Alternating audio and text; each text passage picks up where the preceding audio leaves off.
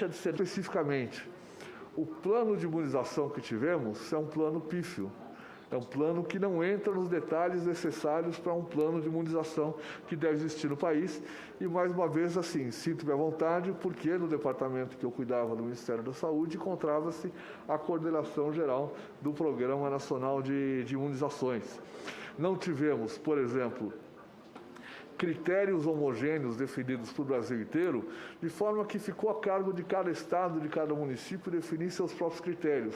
O que pode parecer democrático, um sistema descentralizado, mas frente a uma epidemia dessa natureza e com a escassez de recursos que temos, isso deixa de ser democrático para produzir iniquidades, na medida em que é difícil para os gestores locais, ou mesmo para os estaduais, gerenciar diferentes pressões e diferentes critérios para adoção de prioridades para a vacinação. Não tivemos sequer um plano para aquisição dos imunobiológicos. Então, assistimos estarrecidos um desestímulo oficial a que um grande laboratório nacional assumisse a produção de vacinas. Certamente o cenário teria sido muito diferente se houvesse uma política oficial de busca, não apenas da compra de imunizantes, mas de busca de articulações e de acordos para a produção nacional. Certamente o Instituto Butantan poderia ter agido mais rápido e com mais pujança, com a produção mais relevante e possivelmente até mesmo acelerando os seus estudos. Assistimos esses dias os debates sobre o que aconteceu em relação à vacina da Pfizer. Pouca coisa foi mencionada em relação à vacina da Janssen, uma vacina importante, que empresa esta que realizou estudos clínicos no Brasil, sem que, no entanto, houvesse qualquer negociação de que houvesse uma contrapartida desses estudos na forma de priorização do fornecimento de vacinas para o Brasil. Não assistimos, então, a nada que se parecesse com uma negociação.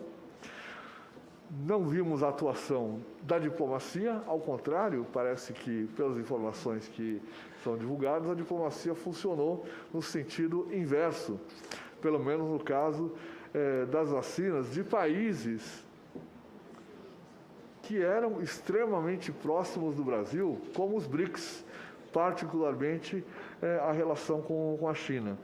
Não tivemos a implantação de um sistema de informação específico em tempo hábil, e isso seria fundamental para organizar a imunização, especialmente com a quantidade de variedades de vacinas diferentes, com tempos diferentes, eventualmente com indicações ligeiramente diferentes.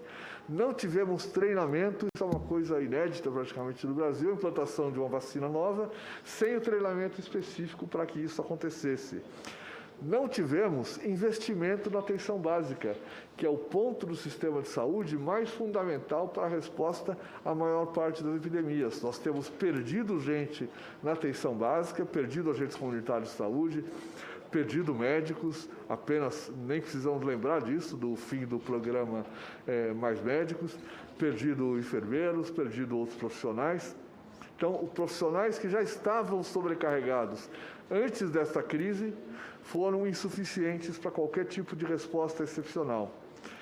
Não tivemos comunicação, não me lembro, talvez alguém se lembre, eu posso me citar como exemplo, algum tipo de campanha nacional, seja para a orientação quanto à conduta das pessoas para se proteger, fosse especialmente para dizer o que é a vacina, por que 2 doses, quem deve tomar, qual é a ordem.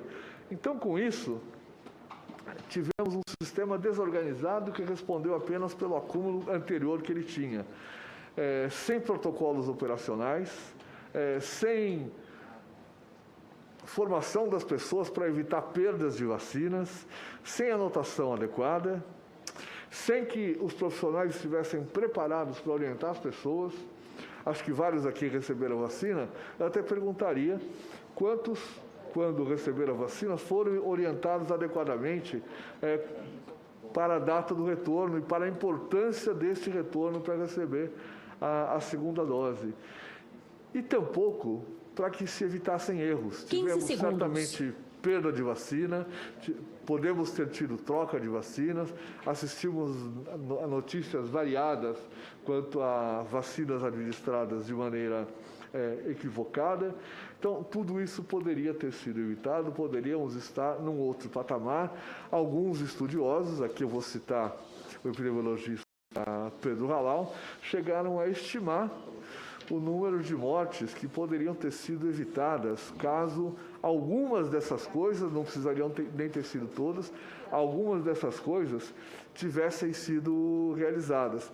E são dezenas de milhares de mortes, e digo mais, em estimativas conservadoras. Por quê? Os cálculos que ele fez foram baseados em médias populacionais.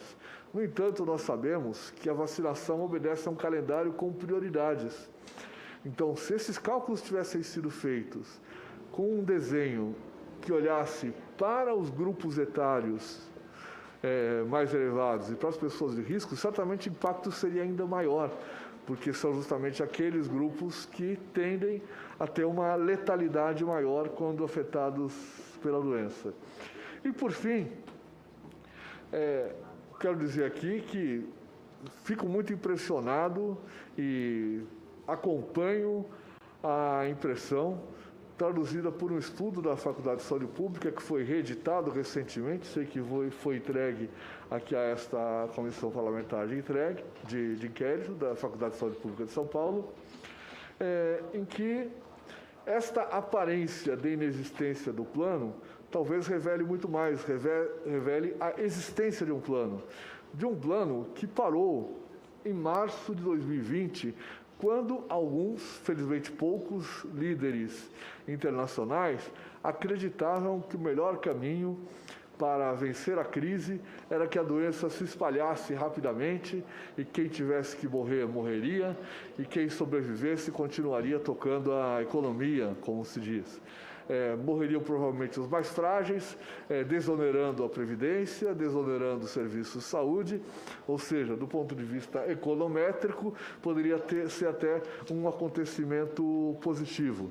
Então, aquilo que foi chamado de produção de imunidade de rebanho, termo que eu assinalo, que não gosto, nós não somos rebanho, não existe nenhum coletivo da palavra pessoa ou gente que seja traduzido como rebanho. Nós temos temos multidão, povo, temos muitos coletivos nos nossos dicionários. Rebanho não é um deles. Rebanho se aplica a animais. E fomos tratados desta forma, acredito que a população brasileira tem sido tratada dessa forma ao se tentar produzir imunidade de rebanho às custas de vidas humanas.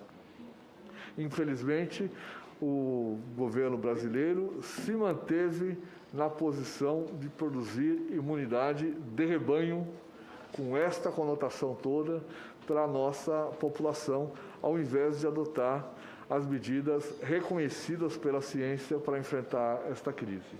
Bom, eu encerro por aqui, fico à disposição, agradeço.